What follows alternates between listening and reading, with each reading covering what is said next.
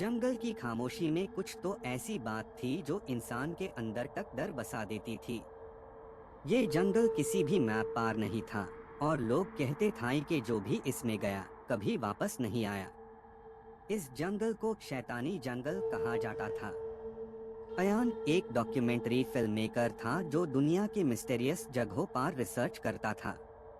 उसने एक पुरानी डायरी में मेंशन देखा, एक जंगल जहां एक खोई हुई कौम रहती थी जिन्होंने किसी वक्त इंसानों के खिलाफ जादू और ताकत का इस्तेमाल किया था। उसे ये सुनकर जुनून सा चढ़ गया। उसने अपनी टीम बनाई, Sana camera expert, Rehan sound recordist और ज़ारा हिस्टोरियन। वो सब एक जीप में निकले और दूसरे दिन जंगल के किनारे पर पहुंच गए। रात वो वहां कैंप लगा के रुके। अचानक रात को ज़ारा ने कुछ आवाजें सुनी, किसी के गाने की हल्की सी आहट। जब वो बाहर गई, एक पुरानी सी औरत जैसी शक्ल ट्री के पीछे से झकती नजर आई। ज़ारा चीखी, मगर जब सब लोग भाग कर आए वहाँ कुछ नहीं था।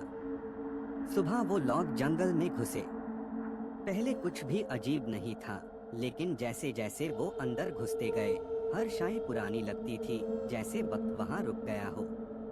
ट्रीज पर मुख्तलिफ सिंबल्स बेन थाई और हवा में एक अजीब सी बू थी, जैसे कुछ साथ रहा हो।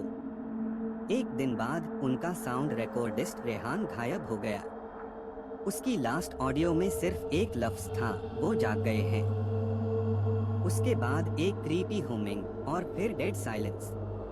अयान ने डिसाइड किया कि वो पीछे नहीं हटेंगे।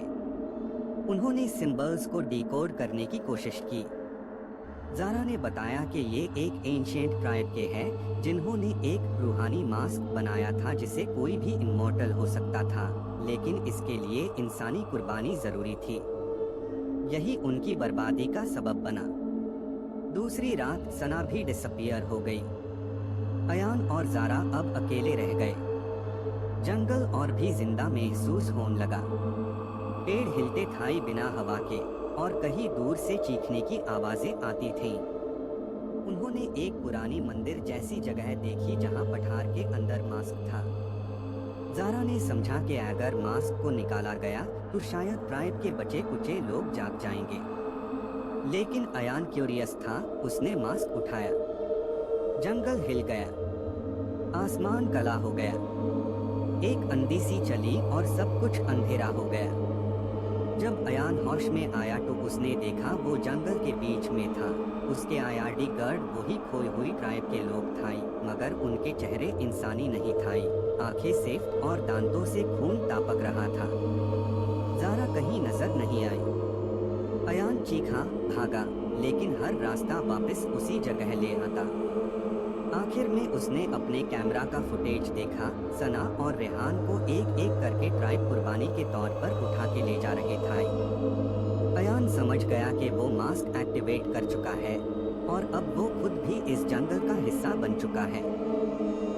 उसकी आखिरी रिकॉर्डिंग में ये लफ्ज था, अगर ये फुटेज किसी तक पहुंची, जंगल में मत जाना, वो लोग अब जाग चुके हैं।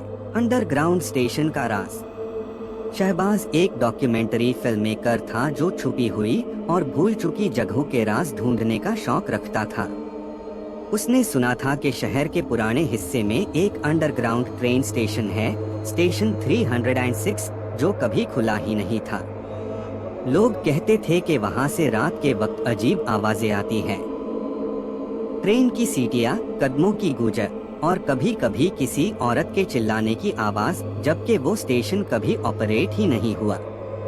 शहबाज ने डिसाइड किया कि वो इस स्टेशन पर एक रात गुजारेगा, अपने कैमरा के साथ सब कुछ रिकॉर्ड करेगा।